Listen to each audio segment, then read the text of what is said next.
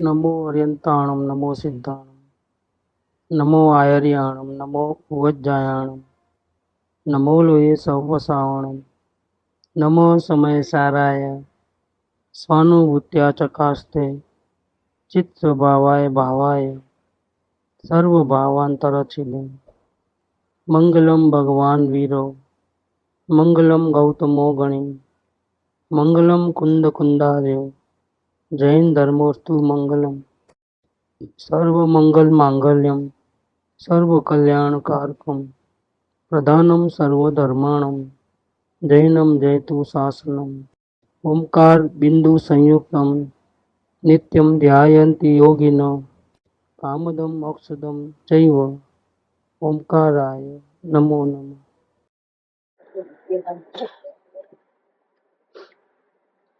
पंडित प्रवर तोरणमल जी रचित श्री मोक्ष मार्ग प्रकाशक, इसका तीसरा अधिकार, संसार दुख का मूल कारण और उसका उपाय। इसमें कर्मों की अपेक्षा से जीव कैसे दुखी होता है वो बात चली। अभी जो दूसरा है वो चार गति की अपेक्षा से, यानी कि पर्याय की अपेक्षा से किस प्रकार से दुखी होता है, ये बात चल रही है। इसमें भी जो एकेंद्रिय की बात चली, असंगी तक तिर्यंज गति की, और अब इसके बाद चली संगनी पंचेंद्रिय नरक और तिर्यंज गति के दुख, और संगनी पंचेंद्रिय मनुष्य गति के दुखों की बात कर रहे हैं।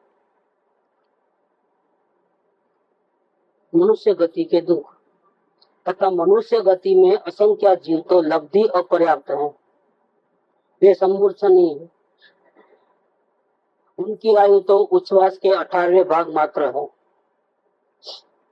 जो मनुष्य जन्म में आता है लेकिन अंतर्मूर्त में ही खत्म, गर्भ में ही खत्म, टिकता नहीं है, क्योंकि उनके पास आयुष्य नहीं है उतना, तो गर्भ में ही मृत्यु हो जाती है। तथा कितने ही जीव गर्भ में आकर थोड़े ही काल में मरण पाते हैं। ऐसा हो और थोड़े दिनों में ही, तो थोड़े घंटों में, थोड़े काल में गर्भ से बाहर निकलने के बाद भी खत्म। तो मिनिमम आयुष्य उनकी इतनी है। तो उनकी तो शक्ति प्रकट भाषित नहीं होती है। जो मनुष्य गति को जो मन मिला है, लेकिन आयुष्य इतना थोड़ा है, तो क्या काम का हो मन का भी। तो शक्ति तो मिली लेकिन इस्तेमाल कर ही नहीं पाता है, तो इसके पहले ही उनका डेथ हो जाता है। उनके दुख तो एक इंद्रियवत जानना, भले ही संगनी पंचेंद्रिय है, लेकिन निगोद के जीव में और इसमें कोई फर्क नहीं है, क्योंकि अपनी ताकत तो इस्तेमाल कर ही नहीं सकता है। करे इसके पहले ही खत्म मामला। तो वो आलू प्याज में जैसे जीव मरते हैं, यही हाल इनका है, कोई फर्क नहीं है। ये मनुष्य गति में आया क्या, नहीं आया क्या, तो उनको कोई फायदा तो है नहीं।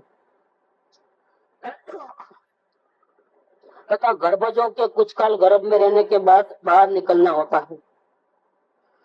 उनके दुख का वर्णन कर्मों की अपेक्षा से पहले कर दिया है, कैसे जानना।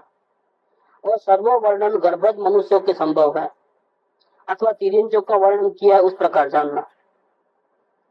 विशेष यहाँ पर यह है कि यहाँ कोई शक्ति विशेष पाई जाती है, तथा राजा आदि को विशेष सत्ता का उदय होता है, तथा क्षत्रिय आदि को उच्च गोत्र का भी उदय होता है, तथा धन कुटुंब आदि का निमित्त विशेष पाया जाता है, इत्यादि विशेष जानना। अथवा गर्भ आदि अवस्थाओं के दुख तो प्रत्यक्ष मालूम होते हैं। जिस प्रकार विष्ठा में लट उत्पन्न होती है, उसी प्रकार गर्भ में शुक्र शोणित के बिंदु को अपने शरीर रूप करके जीव उत्पन्न होता है। बाद में वहाँ क्रमशः ज्ञान आदि की तथा शरीर की वृद्धि होती रहती है। गर्भ का दुख बहुत है। संकुचित रूप से औंधे मुंह, सुधा, तृषा आदि सहित वहाँ काल पूर्ण करता है। वो 9 महीना की तो वो जेल है शुरुआत की। जब बाहर निकलता है तब बाल्य अवस्था में महादुख होता है। कोई कहते हैं कि नहीं, बाल्य अवस्था में तो दुख थोड़ा है, क्योंकि उनको कोई जिम्मेदारी नहीं है। दिल चाहे ऐसा रहते हैं, जैसा चाहे ऐसा तूफान मस्ती कर लेते हैं, तो उनको क्या का दुख। लेकिन नहीं, बाल्य अवस्था में समझ कम रहती है तो दुख ज्यादा होता है। दुख ज्यादा है लेकिन शक्ति नहीं है व्यक्त करने की, इसीलिए वो कह नहीं पाता है। जैसे भूख लगी है लेकिन बोलना नहीं आता है तो क्या करेगा, वो व्यक्त नहीं कर पाता, फिर रोता है। फिर हमको ढूंढना पड़ता है कि वो किस कारण रोता है। कभी खिलौने के कारण रोता है, कभी पेट में दर्द है इसलिए रोता है, कभी पानी चाहिए, कभी खाना चाहिए। अब किस कारण से रो रहा है नहीं मालूम।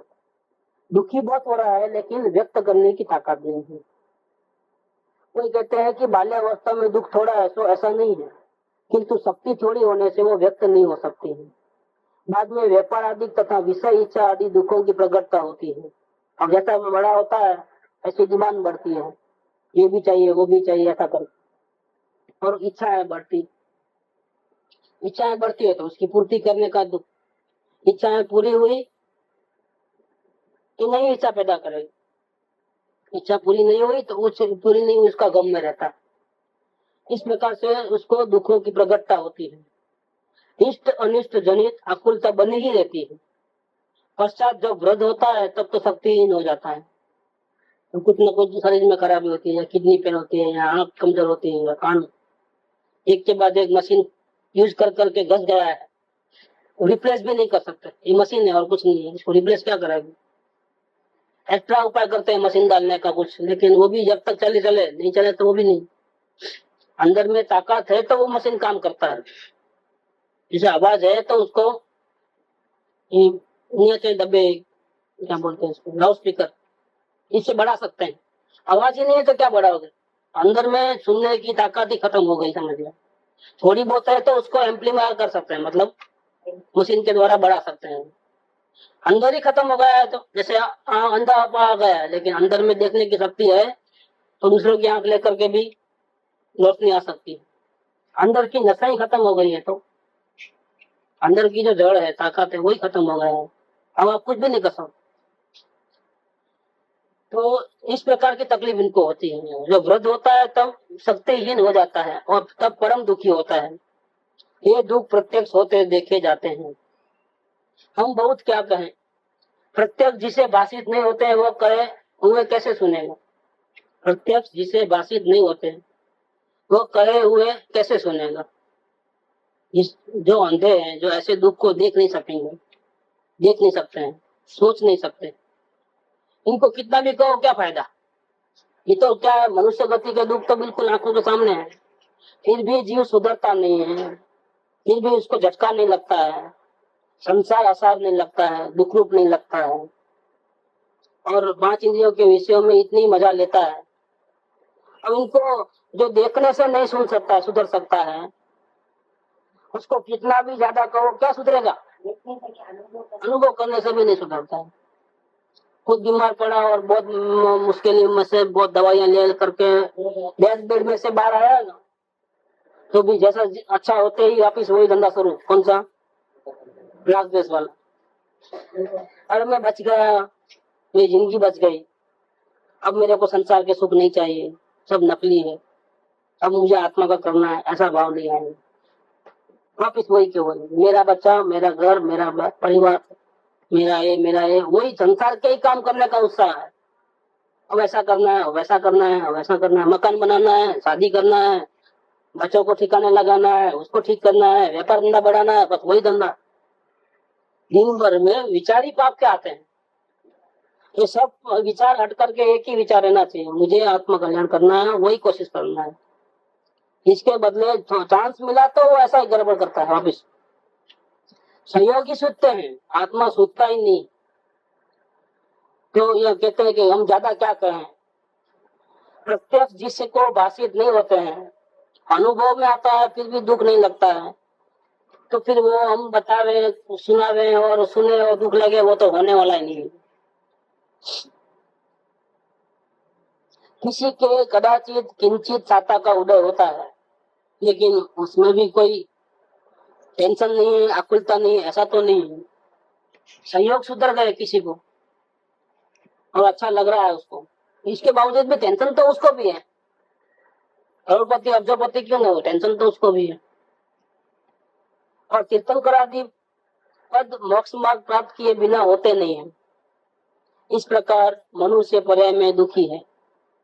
ये जो बड़े बड़े पद है वो मोक्ष मार्ग पद है, वो मोक्ष मार्ग प्राप्त किए बिना होते नहीं है। ऊंचे पद जो पुण्यशालियों के जो पद है, चक्रवर्ती, तीर्थंकर आदि, वो तो आप अनुभव करोगे, इसके बाद ही आपको मिलेगा। अनुभव के पहले तो मिलने वाला नहीं।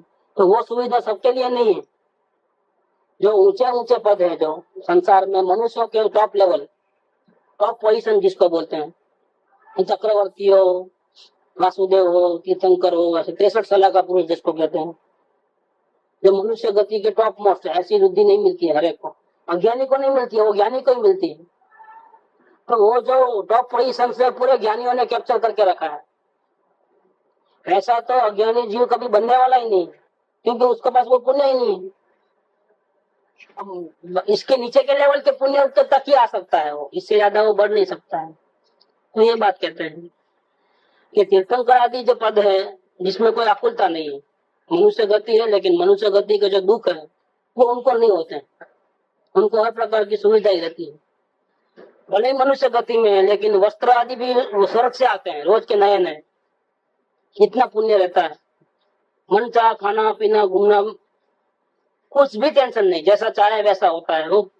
लेकिन वो तो ज्ञानी बनने के बाद ना, तब तक क्या, तब तक तो जितने भी मनुष्य है दूसरे, अगर सुविधा मिलेगी तो भी वो टेंशन वाली बात रहेगी। इस प्रकार मनुष्य पर्याय में दुखी है।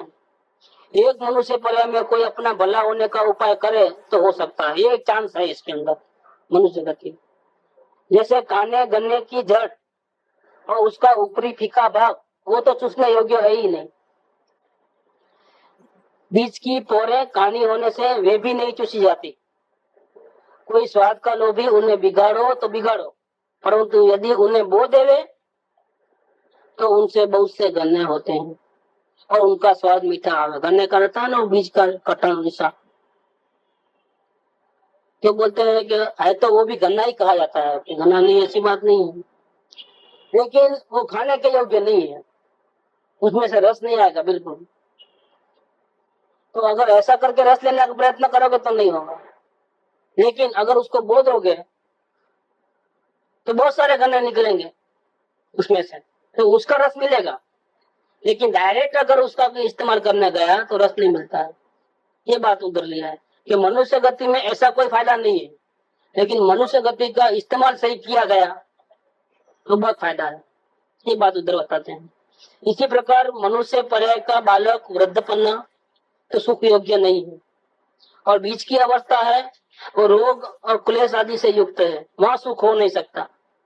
कोई विषय सुख का लोभी उसे बिगाड़े तो बिगाड़ो, 5 इंद्रियों के विषयों के पीछे बिगाड़ना है, डायरेक्ट सुख लेने का प्रयत्न करना है, तो मामला गया।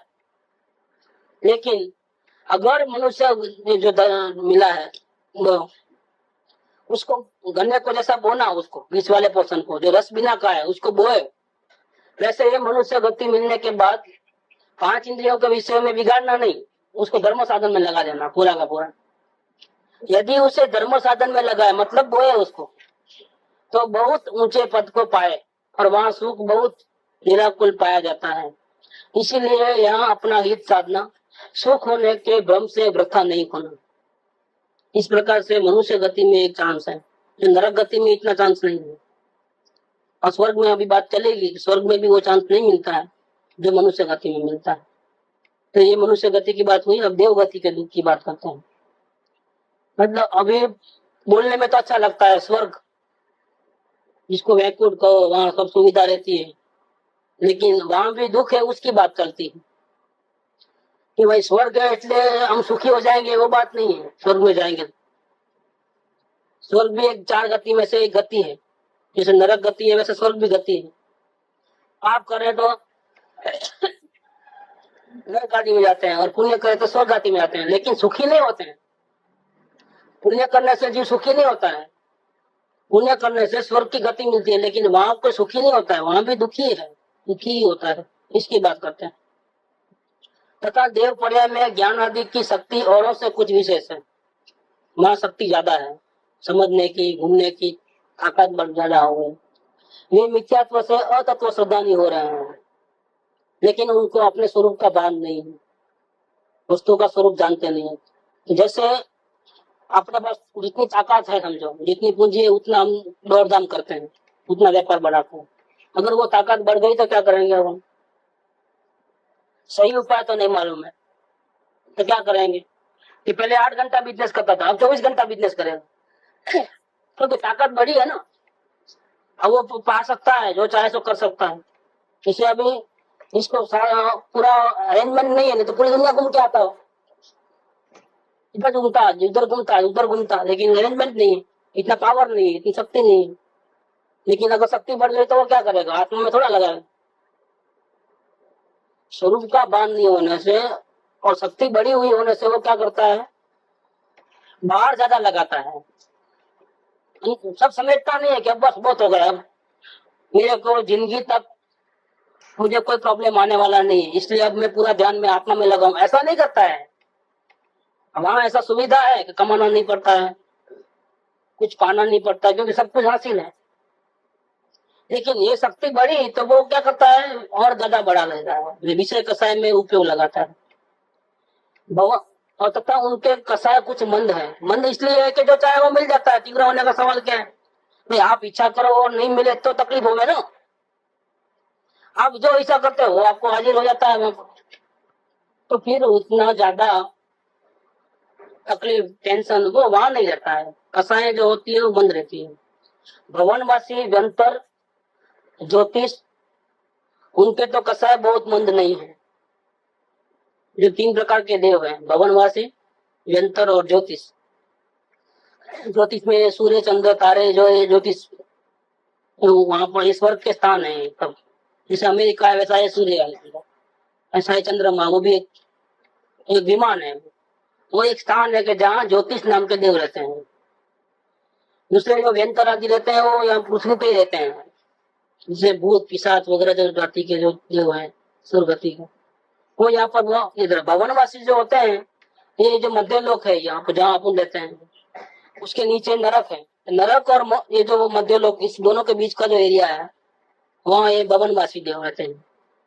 तो भवनवासी में क्या होता है कि नागेंद्र ऐसा जो रहते हैं, नागों के इंद्र, मछलियों के इंद्र ऐसे रहते हैं। इस प्रकार से उनके आकार वगैरह भी इस प्रकार से बड़े बड़े महल वगैरह रहते हैं। तो ये भवनवासी देव है। तो भवनवासी देव, व्यंतर देव और ज्योतिष देव, ये तीनों जाति है स्वर्ग की देवों की, वो बहुत हल्की प्रकार की जाति है। उनको सुविधा पूरी है, ताकत भी है, लेकिन कंपेरेटिवली एक दूसरे से कम ज्यादा होती है। तो अगर कम रही समझो तो दूसरा का ताकत ज्यादा है तो जलते रहते हैं, दुखी होते रहते हैं। अगर ज्यादा रही तो दूसरों को दबाते हैं अपने कंट्रोल से, तो वो उनकी कसाय मंद नहीं होती है, क्योंकि कुछ न कुछ अतृप्ति का अनुभव उनको होता है। तो उनकी कसाय मंद नहीं होती है और उनका उपयोग चंचल बहुत है। वो कुछ न कुछ उसे फ्री बैठे हैं तो कुछ न कुछ उल्टा सुल्टा करना, ये धंधा उनका ऐसा है। किसी को राजी रखना, किसी को उठा देना, बेकार का बिना टाइम के पास कैसे करेंगे? टाइम पास करने के लिए कुछ तो होना, कुछ काम धंधा है नहीं। हम किसी का बिगाड़ना, किसी का सुधारना, ये काम वो करते रहते हैं। उनका उपयोग बहुत चंचल है तथा कुछ शक्ति भी है। तो फिर वो क्या करते हैं? पूरा अपना टाइम कसायों की प्रवृत्ति में लगाते हैं। किसी को दुखी करते हैं, वो दुखी होते राजी हो गए। किसी को सुखी करते हैं और सुखी होता है तो राजी हो जाते हैं। वो पूछते हैं, किसी को समझो अगर सुविधा करके दिया तो वो क्या होता है, फिर उसकी पूजा करता है, इन देवों की पूजा करता है तो वो राजी हो जाते हैं। तो किसी को हैरान परेशान करते हैं, वो दुखी होता है तो वो भी राजी होते हैं। उनको दूसरों को पीड़ा करने में, दूसरों को अच्छा बुरा करने में उनका टाइम पास होता है। कौतूहल विषय आदि कार्यों में लग रहे हैं और उस आकुलता से वो दुखी है। तथा वैमानिकों के, ये 4 नंबर का जो देव है वैमानिक, वैमानिकों के ऊपर विशेष मंद कसा है और शक्ति और भी ज्यादा है। इसीलिए आकुलता घटने से दुख भी घटता है। और जो ज्ञान दशा होने के बाद ये 3 नहीं मिलते हैं। कौन से? भवनवासी, व्यंतर और ज्योतिष। ज्ञानी स्वर्ग में जाते हैं तो उनको वैमानिक गति मिलती है। पहला स्वर्ग, दूसरा स्वर्ग, तीसरा स्वर्ग, ऐसा ऊपर के साइड में। ये सूर्य चंद्र तारे वगैरह नहीं बनते हैं, भूत पिशाच वगैरह नहीं बनते हैं, और भवनवासी नागेंद्र आदि असुर कुमार वो भी नहीं बनते, राक्षस वो ऐसा नहीं बनते हैं, तो वैमानिक में जाते हैं। तो वहाँ जितना पुण्य होता है उसकी हिसाब से पहले दूसरे तीसरे ऐसा करके 16 स्वर्ग रहते हैं ऊपर, उसमें जाते हैं। तो उनकी ताकत और भी ज्यादा है और इच्छाएं ज्यादा पूरी होती हैं, इसलिए उनको मंद कषाय होती है। मतलब देवों में भी मंद कषाय होती है, इच्छाएं पूरी होती है, उसमें वैमानिक का ही है।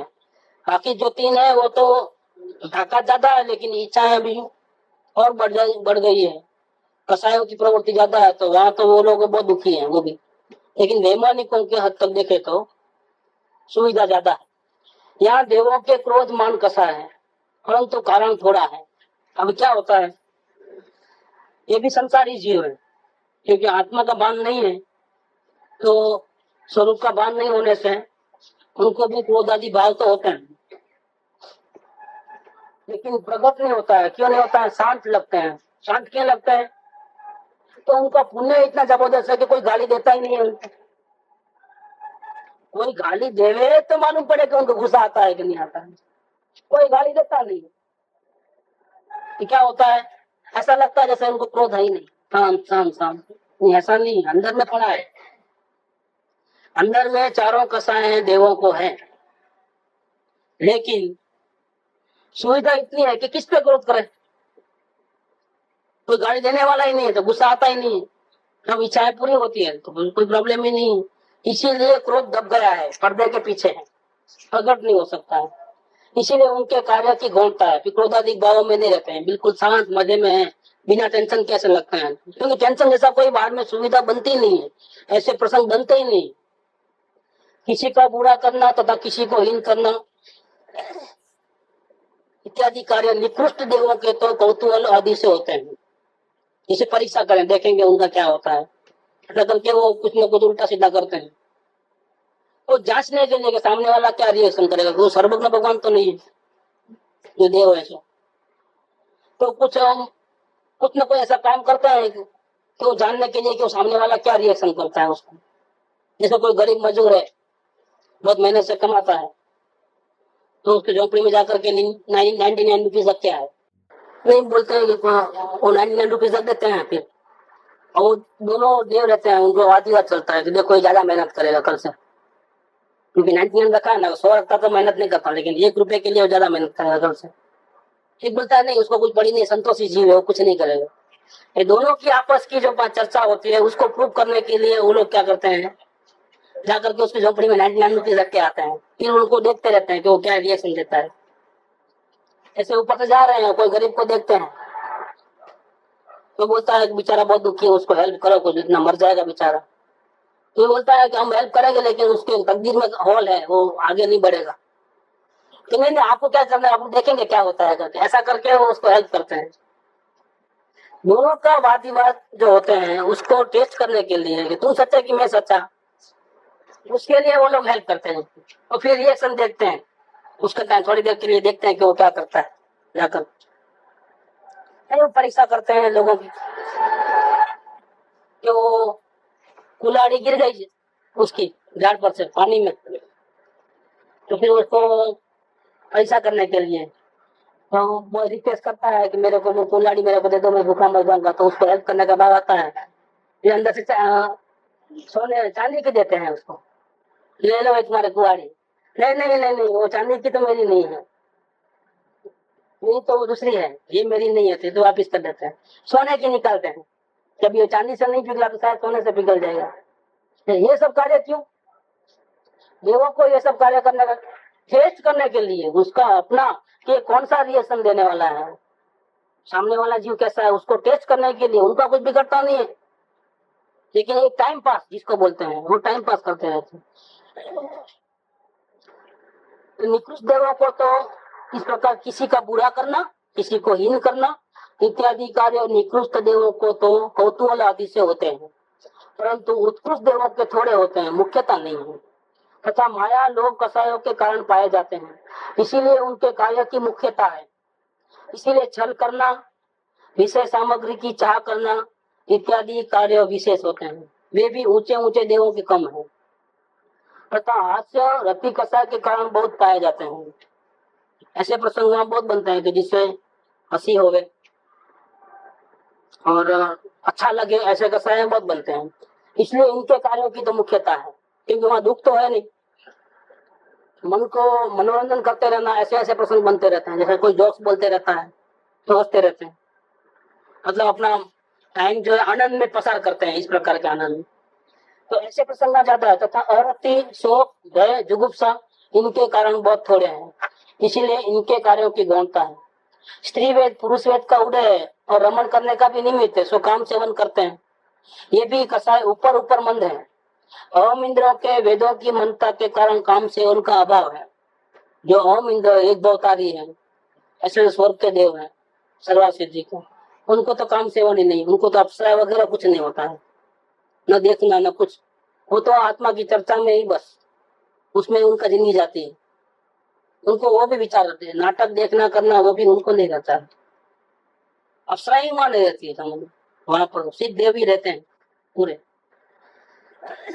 इस प्रकार देवों के कसाय भाव है और कसाय से दुखी है। अगर वहां उनको इच्छा नहीं होती, ऐसी 5 इंद्रियों की प्रवृत्ति नहीं होती, तो वो सुखी माने जाते। लेकिन उनको भी देखना, सुनना, इधर उधर घूमना, ऐसी इच्छाएं हैं, ऐसी प्रवृत्ति भी है, इसीलिए वो दुखी है। वो लोग नहीं आते, वो लोग वहाँ उतने में ही उधर नीचे आते ही नहीं, बहुत ऊपर है वो, उनको भाव ही नहीं होता, वो आते भी नहीं। और वो खुद भी आत्मज्ञानी है, और वो चर्चा में ही उनका आपस में टाइम चला जाता है। तथा इनके कसाय जितनी थोड़ी है उतना दुख भी थोड़ा है, इसलिए औरों की अपेक्षा उनको सुखी कहते हैं। इसलिए कहते हैं क्रोधादि भाव नहीं होते हैं, तो दूसरे की दृष्टि से तो वो कैसे है, सुखी है। तो गाली देने वाला नहीं है, कोई क्रोध होता नहीं है, तो वो सुखी लगते हैं। परमार्थ से कसाय भाव उसके अंदर में विराजमान है, प्रकट नहीं हो रहा है लेकिन अंदर में जरूर है, इसीलिए वो दुखी है। अंदर में अबुद्धि पूर्वक के सभी प्रकार के कसाय हुए पाए जाते हैं। तथा वेदनीय में साता का उदय बहुत है, वहाँ भगवंत को थोड़ा है, वैमानिकों को ज्यादा है। इष्ट शरीर की अवस्था, स्त्री महल आदि सामग्री का संयोग पाया जाता है। तथा कदाचित किंचित असता का भी उदय किसी कारण से होता है। किसी किसी को असता होता है, सबको असता नहीं होती है। वो निकृष्ट देवों के कुछ प्रकट भी है, परंतु उत्कृष्ट देवों के विशेष प्रकट नहीं है। तथा आयु बहुत बड़ी है। ये निकृष्ट देव मतलब क्या, जैसे शनि को पकड़ के लेके गए थे ना रावण, वो स्वर्ग का देव था, लेकिन उसको बांध करके जेल खाने में बंद कर दिया। तो उसका उस टाइम में पुण्य नहीं काम कर रहा था, इसका शनि।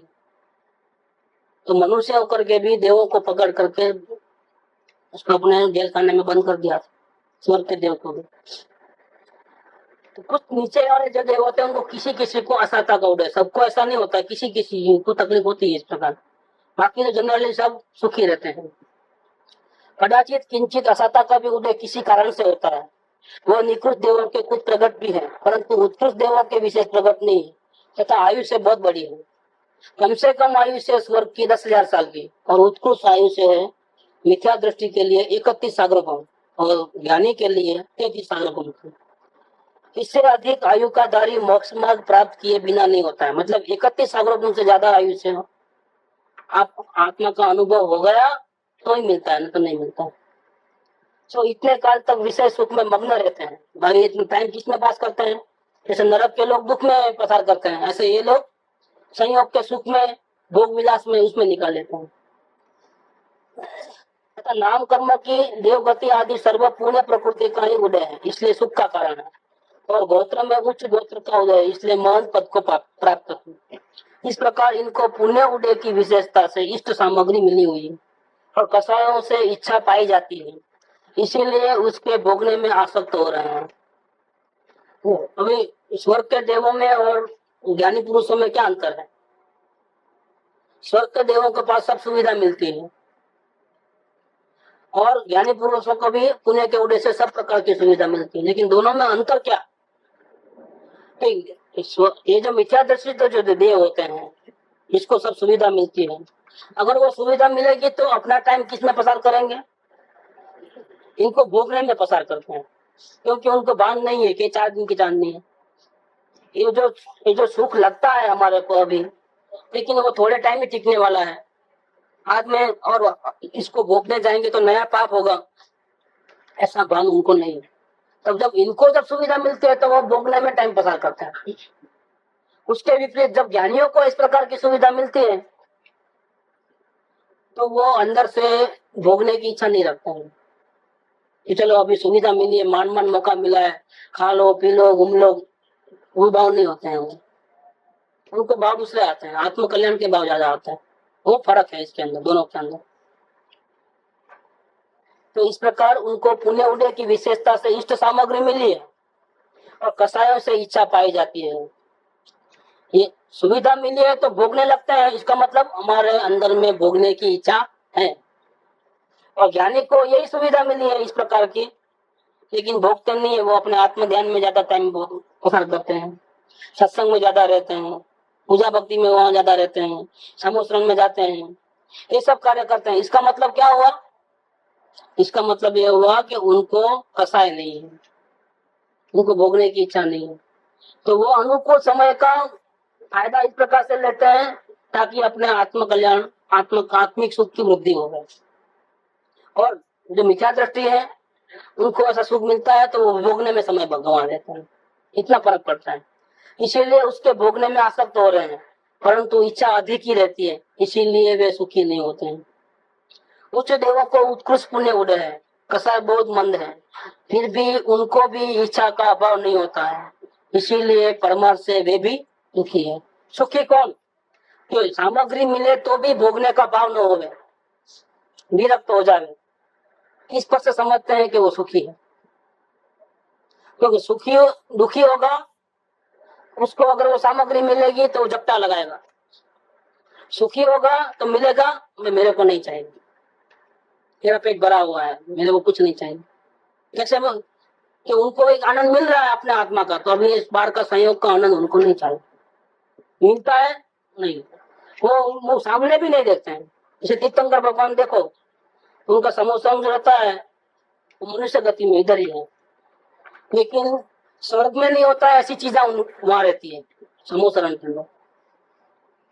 तो जो समोसरण में भगवान की वाणी सुनने को, पूजा भक्ति को आते हैं, वो आते तो पागल हो जाते हैं उस सामग्री देख करके। क्योंकि भगवान का कांटेक्ट हुआ, भगवान के दर्शन हुए, पूजा भक्ति भी की, लेकिन ये जो संयोग देखे हैं स्वर्ग से भी अति सुंदर है।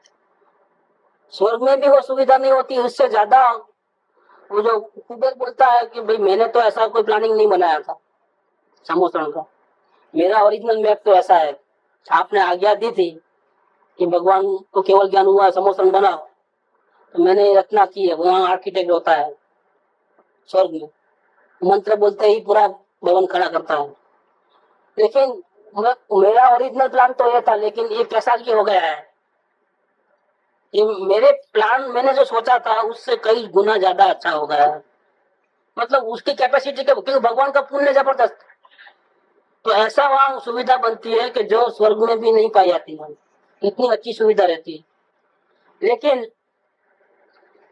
ये सुविधा देखने से क्या होता है कि वो दूसरे जो सुनने को आते हैं वो उसमें पागल हो जाते हैं, वो ध्यान नहीं जाता है भगवान की वाणी पे क्या कहना चाहते हैं, इतना गहराई में नहीं जाते हैं। जैसे हम कोई टेंशन में खड़े होकर के सत्संग में आते हैं तो क्या होता है, कान पे शब्द आते हैं, लेकिन हमारा दिमाग की तरह रहता है तो हम सुन नहीं पाते हैं। वैसा ही वहां रहता है कि समोसरण में बहुत से लोग आते हैं, लेकिन सब लोग भगवान की वाणी ध्यान से सुनना और उसका पीछे ध्यान देकर के अपना आत्महित करना, वैसा नहीं होता है। क्यों? कि वो सामग्री इस प्रकार की, तो सामग्री भगवान के पुण्य के कारण से है। लेकिन देखिए भगवान उस पर जरा भी ध्यान नहीं देते हैं, भगवान का ध्यान ही नहीं होता। ये सब सबूत है कि भगवान पूर्ण सुखी है, सब कुछ है उनके पास, लेकिन भोगने की इच्छा नहीं, भोगने की प्रवृत्ति नहीं, और अपने अंदर आत्मा के ध्यान में ही लीन है। ये बताता है कि सामग्रियों में सुख नहीं है, सामग्री से ज्यादा अपने आत्मा में सुख है।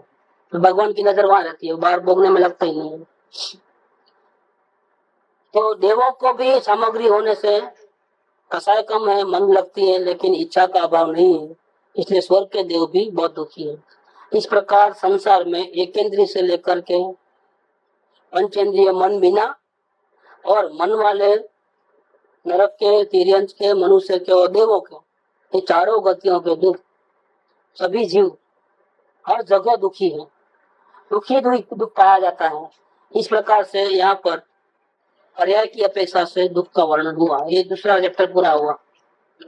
संसार दुख का मूल कारण में जीव दुखी क्यों है, तो एक कर्मों की अपेक्षा से बात चली, दूसरी चार गति की अपेक्षा से बात चली, और अब जो मूल इम्पोर्टेंट जो है आखिरी, तो दुख का सामान्य स्वरूप बताते हैं। स्वर्ग दुख का जो ओरिजिनल स्वरूप समझ लोगे तो सब समझ में आ जाएगा कि सुविधा मिलने पर भी जीव दुखी क्यों रहता है। हर प्रकार की सुविधा है, मांगो जैसा हो जाता है, फिर भी जीव दुखी क्यों होता है, वो अब समझ में आएगा। दुख का ओरिजिनल जो मेन जो चीज है वो बताता है। तो तीसरा जो है इसका तीसरा पार्ट, दुख का सामान्य स्वरूप।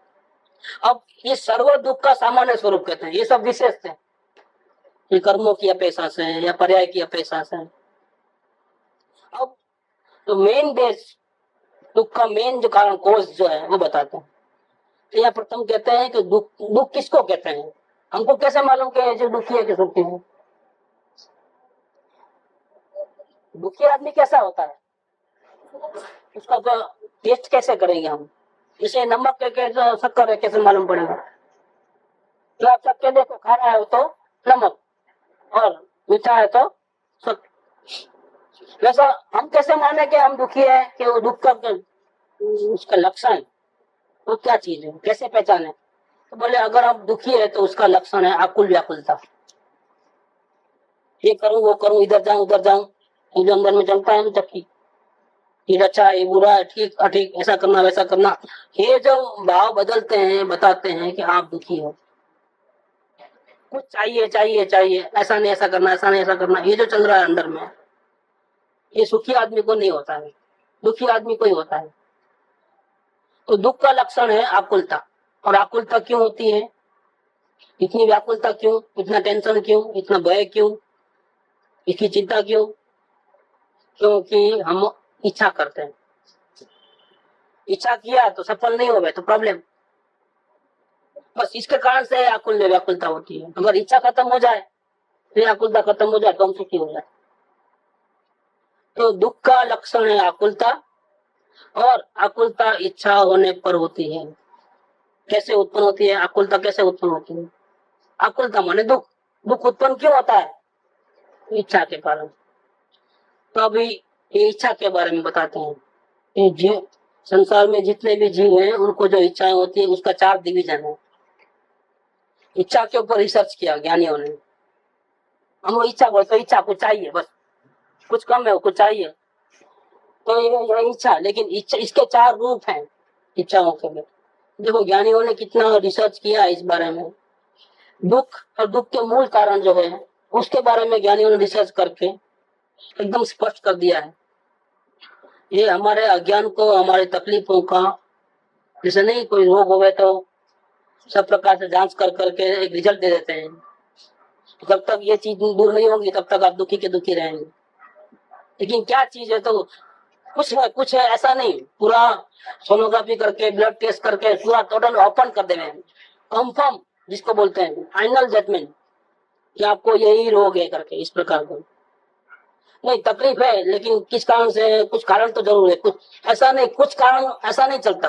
कौन सा कारण, ऑपरेशन किसका करना, पेट का करना, छाती का करना, किधर करना, कौन सा एग्जैक्ट कौन सा तकलीफ है। इस प्रकार से जीव संसार में दुखी है, लेकिन एग्जैक्ट क्या कारण है वो एग्जैक्ट कारण बता दो। भावना में और इच्छा में, इच्छा और भावना में ऐसे कोई अंतर नहीं है, लेकिन अपने आत्मा का भला करना है तो उसको इच्छा नहीं बोलते हैं, उसको भावना बोलते हैं। और संसार में अपने आत्मा का भला का सोचने के अलावा और कुछ भी चाहते हैं, उसका नाम है इच्छा। और अपना भला चाहते हैं, अपना मतलब क्या, देवचंद भाई का नहीं, अपना मन है अपना आत्मा सुखी हो, ऐसा ऐसी अगर कोई भावना है तो मतलब इच्छा है तो उसका नाम है भावना। तो अगर हमको ज्ञानी बनना है तो ऐसी भावना पहले चाहिए। अब आप कहोगे कि इच्छा और भावना तो एक ही है, इसमें भी कुछ ना कुछ तो मांगा ना। अपना भला होना मांगा ना, इच्छा तो की, लेकिन ये इच्छा इसलिए अच्छी है कि ये इच्छा होगी तो संसार की सारी इच्छाएं बंद हो जाती है। हम भावना वाले हैं, इच्छा वाले नहीं है, कैसे पता चलेगा? कि अगर हम भावना वाले होते तो संसार की 5 इंद्रियों के विषयों की सारी अपेक्षाएं इच्छाएं खत्म हो जाए। तो समझना कि हम भावना वाले हैं। जितनी हमारी भावना शुद्ध होती है, एकदम 100% शुद्ध भावना होती है, तो संसार में खाते हुए भी खाने की इच्छा नहीं, व्यापार करते हुए भी व्यापार करने की इच्छा नहीं, देखते हुए भी देखने की इच्छा नहीं, ऐसा हो जाता है। 5 इंद्रियों की सारी जो बाहर उपयोग लेके आता है, वो सारी की सारी इच्छाएं खत्म हो जाती है। तो समझना कि इसकी शुद्ध भावना है, वो आत्मार्थी है, नहीं तो क्या होगा, जितनी उसमें कमी रहेगी उतना थोड़ी बाहर का भी रहेगा, थोड़ा बहुत ये तो चाहिए, ये नहीं चाहिए, बहुत कुछ छोड़ दिया है, लेकिन थोड़ा ये चाहिए। तो इसका मतलब क्या होगा कि हमारी भावना भूल गई, भावना शुद्ध नहीं है। बहुत कुछ हमने त्याग कर दिया है इस भावना को सफल करने के लिए, लेकिन अभी थोड़ी कमी रह गई, तो थोड़ा कहीं भी हमारा रुकावट रह गई है, तो हमको अवलोकन से चेक करना है कि हमारी भावना में कमी किस प्रकार से आई और क्या चाहते हैं। सिर्फ ऐसा लगे कि सिर्फ आत्मा चाहिए या आत्म शांति चाहिए, तो समझना कि हमारी भावना प्योर है। वो ऐसी भावना हुए बिना कोई जीव ज्ञानी नहीं बन सकता है तो वो भी इच्छा का ही एक स्वरूप, लेकिन पहले ये भावना होगी तो संसार की इच्छाओं से कटेगा। फिर इस भावना को कैसे खत्म करना और कैसे निराकुल बनना, वो बात की बात। पहले आत्मा नहीं मिलने का दुख होगा तो संसार का दुख जाएगा। पहले एकदम सुखी नहीं बनेंगे, पहले आत्मा चाहिए ऐसी दुख पैदा होगा, तो संसार का दुख भूल जाएगा। सारा ये चाहिए वो नहीं रहता है, सब भूल जाए। तो मात्र मोक्ष अभिलाष नहीं कहते हैं, मात्र मोक्ष अभिलाष माने क्या कि अब संसार की कोई इच्छा नहीं, सिर्फ मुक्ति की इच्छा है, शांति की इच्छा है। अब तो ये आत्मार्थी के लक्षण है। तो है तो वो भी इच्छा का ही स्वरूप है, लेकिन पहले वो आएगा, संसार की इच्छाएं खत्म होगी, फिर इसका ऑपरेशन करेंगे। तब ये भावना को सफल कैसे करें, इसको कैसे निकाले। तो वो जब भावना के कारण जब स्वरूप मिलेगा, तब ये भी इच्छा खत्म हो जाएगी। मतलब स्वरूप मिलने से पहले से ही वो तैयारी इतनी हो जाएगी कि अब ये भी नहीं चाहिए, मुक्ति भी नहीं चाहिए, तो आत्मा मिल जाता है। लेकिन वो तो बात की बात है, पहले तो ये जरूरी है भावना। तो ये भावना और इच्छा में ये अंतर है। अभी यहाँ पर जो इच्छाओं का विश्लेषण किया है, 4 प्रकार की इच्छा बताएंगे। तो 4 प्रकार की इच्छा में इस संसारी जीव को इच्छा अनेक प्रकार की पाई जाती है। इसके 4 डिपार्टमेंट। एक इच्छा तो विषय को ग्रहण करने की है, जैसे देखना है, चखना है, सुनना है। इसके कारण से वो देखना और जानना चाहता है। जैसे कलर देखने की इच्छा हो, जैसे कुछ गीत सुनना है, या कोई नहीं जानते वो चीज को जानने की इच्छा होती है, अव्यक्त को जानना, इस प्रकार की इच्छाएं होती है। तो वहाँ अन्य कोई पीड़ा नहीं है, परंतु जब तक जो चीज को हम चाहते हैं जानना वो नहीं जानना होगा, तब तक प्रॉब्लम में खड़ा रहेगा। और तो वह पीड़ा नहीं है। पीड़ा मतलब क्या कि ऐसी इच्छा से कोई शरीर में व्याधि या पीड़ा हो गया, दुख तकलीफ हो गया, ऐसा नहीं होता है। लेकिन एक पीड़ा जरूर है वहां पर, कौन सी, कि जब तक वो हमारी इच्छा पूरी नहीं होती है, तब तक वो पूरी नहीं होता है, उसको गम रहता है अंदर में, वो तकलीफ होती है। ये मानसिक व्याधि है, वैसे शारीरिक व्याधि नहीं है वो, लेकिन मानसिक व्याधि है कि मैं कुछ देखना चाहता हूँ, और जब तक वो नहीं देखूंगा तब तक हमको उसका तकलीफ रहेगी कि नहीं दिखना है। तो कोई गीत सुनना है, समझ लो, तो जब तक नहीं सुनोगे तब तक सुनना है, उसका गम रहेगा। नहीं सुनना होता है, उसका गम रहेगा। इस प्रकार की जब तक देखता जानता नहीं, तब तक वो महाव्याकुल रहता है, गम में रहता है। इस इच्छा का नाम है विषय। 5 इंद्रियों का जो विषय होता है, ये पहला नंबर का है। दूसरा, एक इच्छा कसाय भावों के अनुसार कार्य करने की है, जिससे वह कार्य करना चाहता है।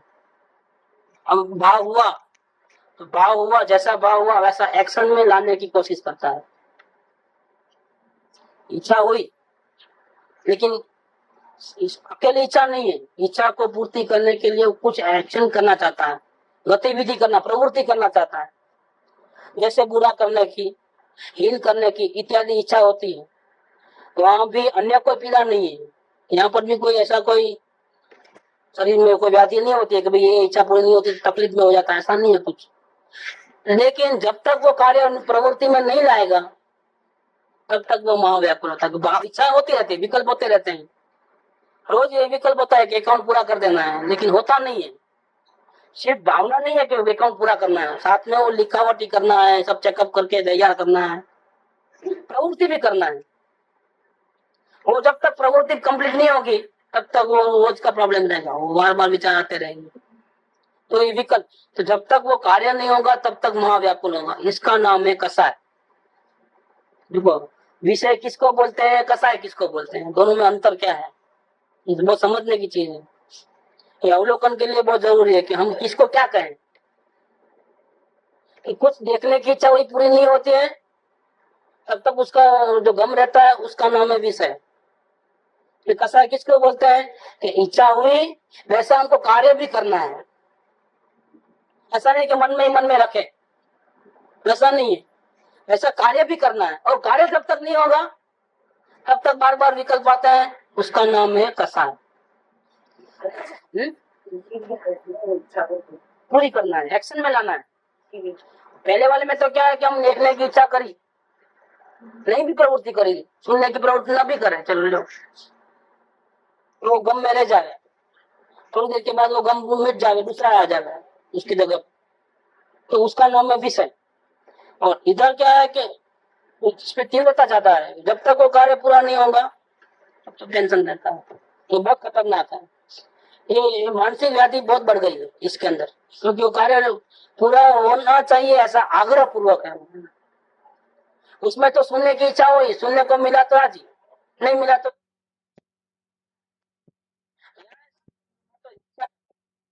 की पूर्ति भी होना चाहिए, एक्शन में भी आना ही चाहिए, ऐसा आग्रह भी है। तो जब तक वो पूरा नहीं होगा, प्रवृत्ति नहीं होगी, तब तक ये जीव अपने आप में बहुत दुखी रहता है। इसका नाम है कसाय। ये चार कसाय बोलते हैं ना, लोभ क्रोध मान माया लोभ, इसमें आता है। उसमें तो सिर्फ उपयोग बढ़ जाता है, सुनने में उपयोग लगाना, के चखने में लगाना, कैसा। तो इसमें तो प्रवृत्ति होती है। तथा एक इच्छा पाप के उदय से जो शरीर में या बाह्य अनिष्ट कारण मिलते हैं उनको दूर करने की होती है। ये थर्ड नंबर की कैटेगरी। जैसे रोग होता है, पीड़ा होती है, भूख लगती है, प्यास लगती है, इसका संयोग होने का ऐसे पोजीशन आते ही भूख मिटाने की, प्यास बुझाने की, रोग मिट जावे, ऐसी इच्छाएं होती है। तो यहाँ यही पीड़ा मानता है। और ये जब तक इसमें तो पीड़ा होती है, अनुभव में आती है, जब तक वो दूर नहीं होता है तब तक वो महाव्याकुल होता है। इस इच्छा का नाम क्या है, इसको भी एक नाम दिया है। जैसे उसमें पहले में विषय, दूसरे में कसाय, तीसरे में पाप का उदय। वो पाप का उदय आएगा तो हम दुखी दुखी दुखी दुखी हो जाएंगे। जब तक रोग नहीं मिटेगा तब तक दुखी। पहले दोनों में ऐसा नहीं होता है, दुखी नहीं होते हैं। पहले दोनों में तो अपने हाथों से, अपने कारण से दुखी हुए हैं, क्योंकि यहाँ ऐसा नहीं है। यहाँ तो पाप का उदय है, इसके कारण से दुखी हुए हैं। ये तीन प्रकार को कल विस्तार करेंगे। और चौथा और भी अच्छा है, चौथी जो बात है वो तो चौथा मेन समझने का है। चौथा अगर समझेगा तो अर्थ ध्यान बंद हो जाएगा, कौन सा निदान करने वाला वो समझ। इसलिए मेन जो बेसिक जो कारण है दुख का वो समझना बहुत जरूरी है। कल फिर दोबारा इसको ले लेंगे।